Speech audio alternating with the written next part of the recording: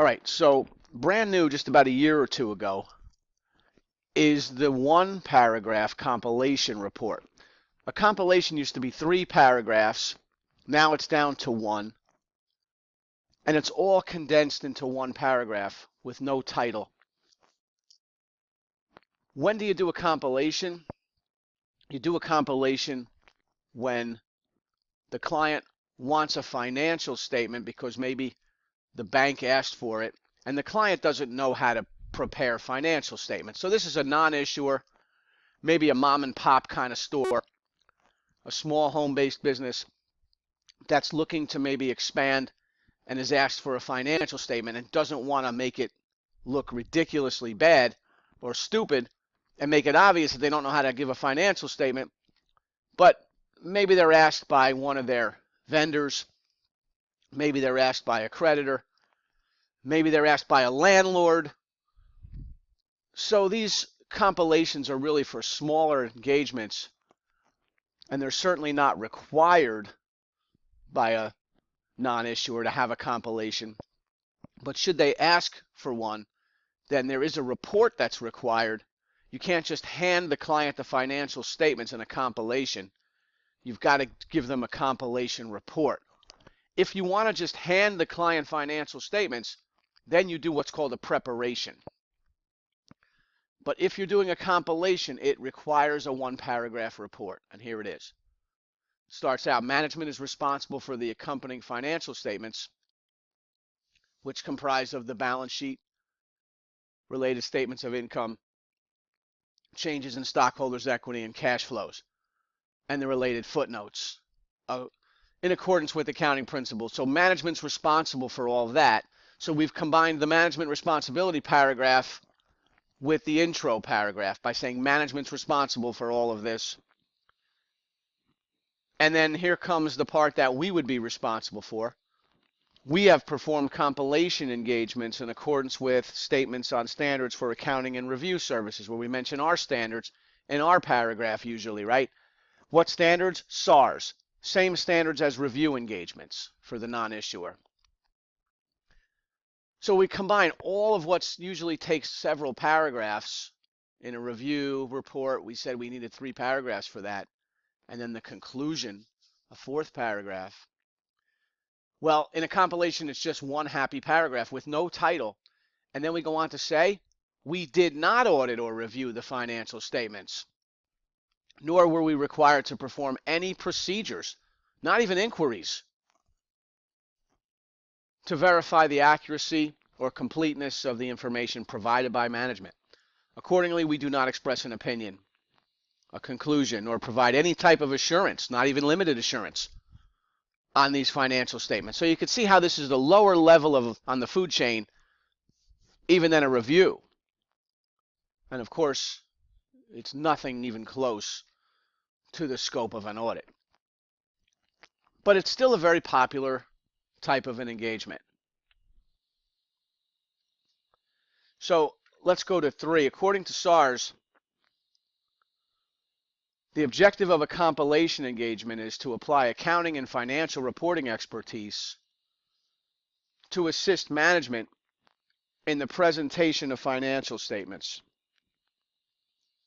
and to report without attempting to provide any assurance that there are no material modifications that should be made to the financial statements in order for them to be in accordance with the framework. So that's the purpose of this, is just to provide our expertise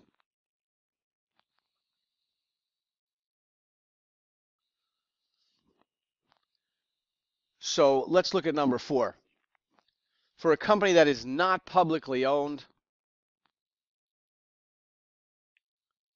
a compilation is okay. An engagement letter is mandatory, but no management rep letter is needed. The engagement letter has to precede the engagement because it's important to let the readers know in the engagement letter, your counterparty, your client must know that you are not doing any type of procedures. So anytime you're doing less than an audit, it becomes even more important to have an engagement letter because you never want any misunderstanding on the other party thinking that you are going to do more procedures than you know that you're really not doing those procedures. You don't want them to think you are. So an engagement letter becomes even more important the less procedures you're doing, because we never want any misunderstanding. We never want the other party to think we're doing more than we're doing. So in a compilation, no real testing is done. There's no inquiries, no analytical procedures, no assurances provided by the CPA. It's the lowest level of work.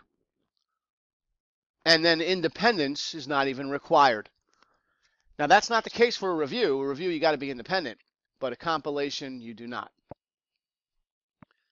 So on slide 5, according to SARS, the objective of a compilation is to what?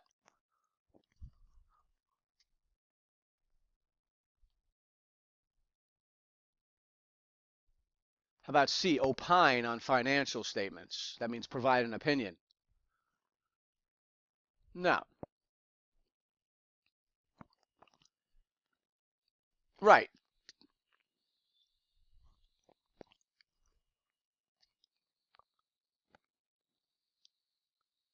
B and C would be more like an audit. A would be your preparation engagement, which we'll talk about next. D is where we apply accounting and financial reporting expertise and we sign the report.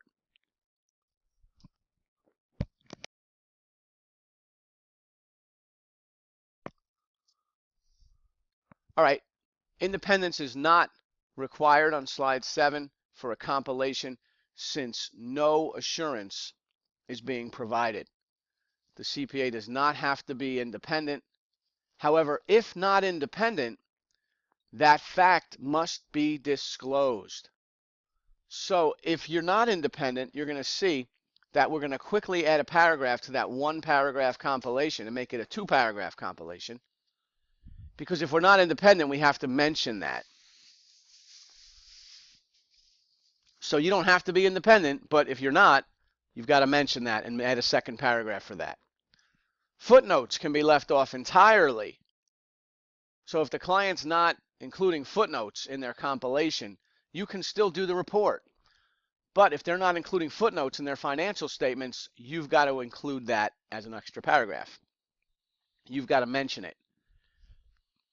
You've got to mention that footnotes are being left off.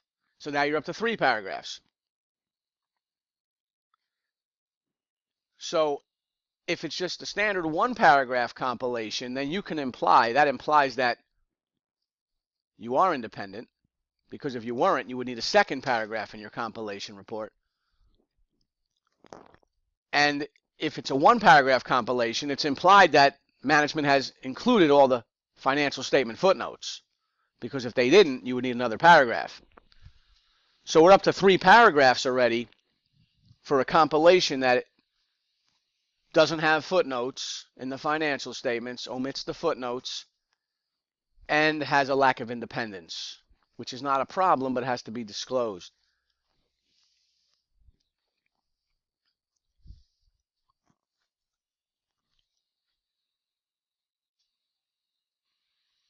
Footnotes, it's enough to say that they've left off the footnotes, but it wasn't done to be misleading, and anyone who's, well, I'll show you how that paragraph's going to look, but footnotes can be left off as long as you mention it in another paragraph. As far as lack of independence, you asked if you have to mention why you're not independent. You don't have to mention the reason for lack of independence. But if you choose to mention the reason for lack of independence, then you've got to give all reasons why you're not independent. You can't cherry pick the reason that you want to give for lack of independence, because by doing that, by having that opportunity, you might give a reason for lack of independence that still sounds like you might be independent, and leave out the real reason that you're not independent because you just don't want to mention it. For example, if you and I both belonged to the same golf and country club, and that's why I'm not independent when I do your compilation, well, Okay, that doesn't necessarily mean to the reader that there's a lack of independence. But here's another reason why I'm not independent, but I chose not to mention this. You and I are brothers. So you see how I'm cherry picking my reason for lack of independence, and I'll disclose the one I want to disclose and not the other one, because I want to make it almost look like I am possibly independent. So if I'm going to give a reason for lack of independence, I got to give all reasons, not just the ones I want to give. And that's what that rule is meant to prevent. Number 8, in a compilation, the CPA takes information provided by a client and puts that information into the form of financial statements.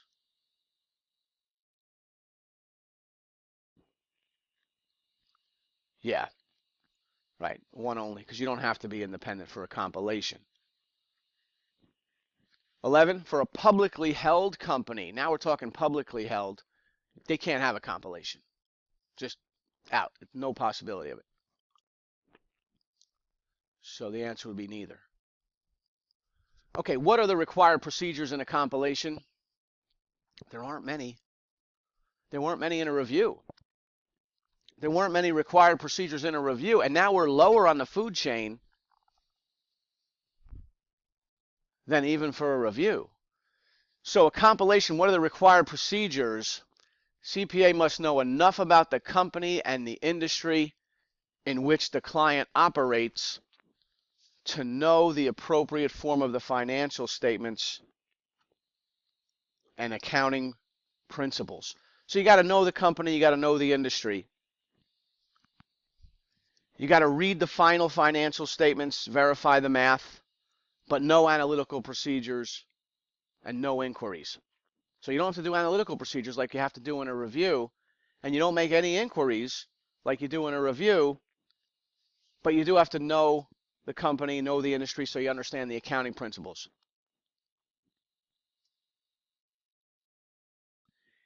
Each page of the financial statements must be stamped, quote, "See Accountant's Compilation Report."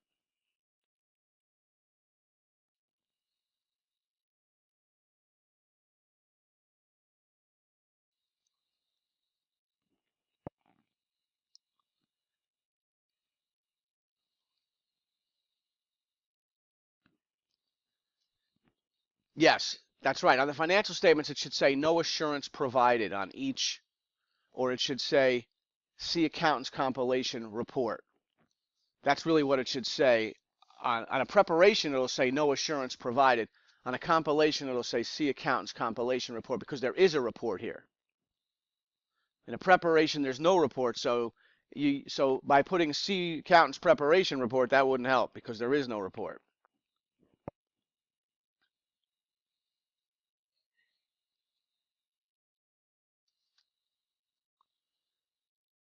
Verify the math. Yeah, just foot and cross foot.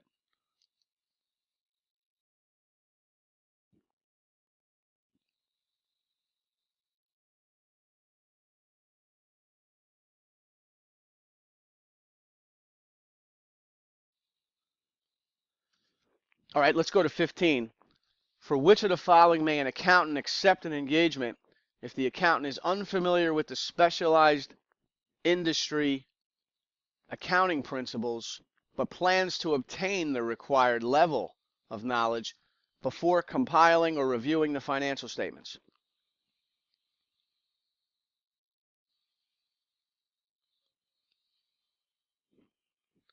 That's right. Any engagement, as long as you plan to get up to date before you start the field work, you can accept any engagement even if you don't have that level of knowledge yet.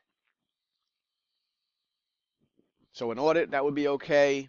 You don't have the level of knowledge, but you want to accept the engagement and get up to speed. Yes, for an audit, that's okay. It's okay for a review. It's okay for a compilation. So on 18, each page of the financial statement should be marked "See Accountant's Compilation Report." SARS does not require that the compilation report be printed on the accountant's letterhead. The signature of the accountant or the firm may be a manual signature, It might be a printed or a digital signature. That's all okay. And you can have an extra paragraph to emphasize a matter, such as a going concern issue or subsequent events.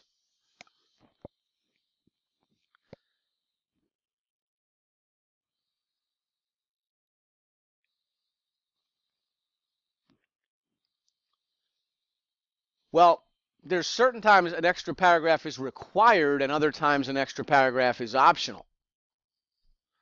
So a requirement for an extra paragraph would be lack of independence in a compilation. Another requirement for an extra paragraph in a compilation would be if there's not footnotes being provided. But then there's times where you could add another paragraph, and that's to emphasize a matter.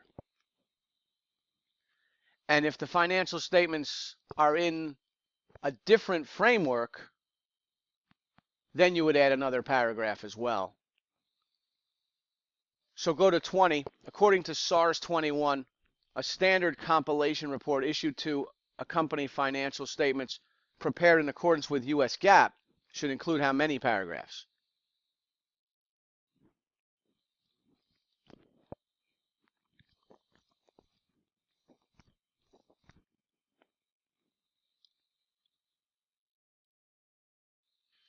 If a compilation report had a special purpose framework, that means you're not using GAAP, you're using some other framework, cash basis, income tax basis, some regulatory basis, then you need another paragraph to explain that you're using the financial statements are presented in accordance with a framework that is not GAAP.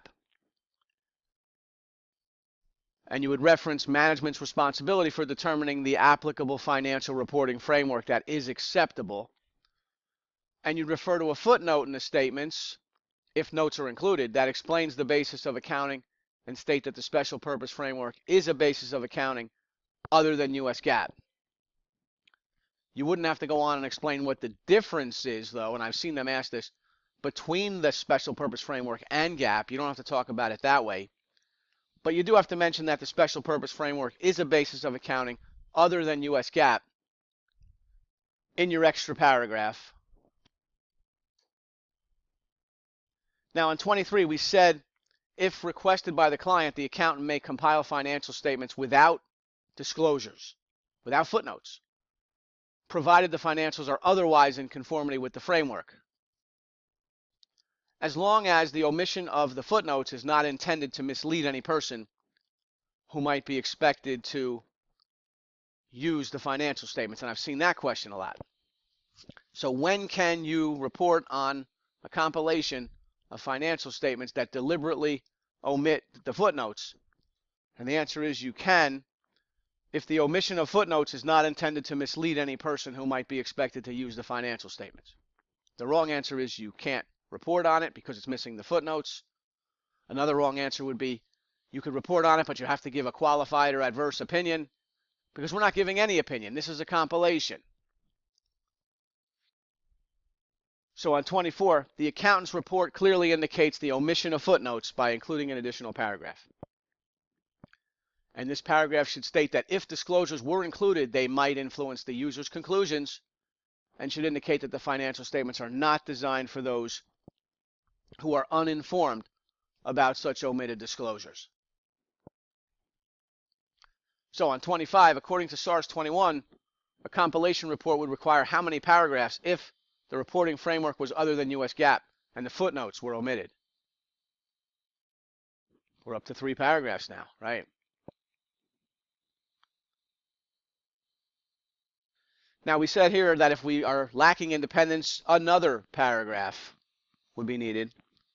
So then let's go to 28. According to SARS 21, a compilation report issued by an accountant who is not independent would require how many paragraphs if the reporting framework was other than U.S. GAAP and footnotes were omitted?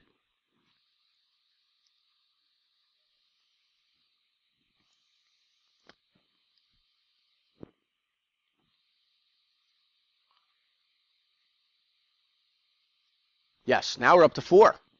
So what started out as 1, we could easily be up to 4 if all of those events happened. were not independent, framework was other than GAAP, and footnotes were omitted, we'd be up to 4 paragraphs. All right, let's go on. Hey, it's Darius. For more CPA exam audit videos, visit cpaexamtutoring.com.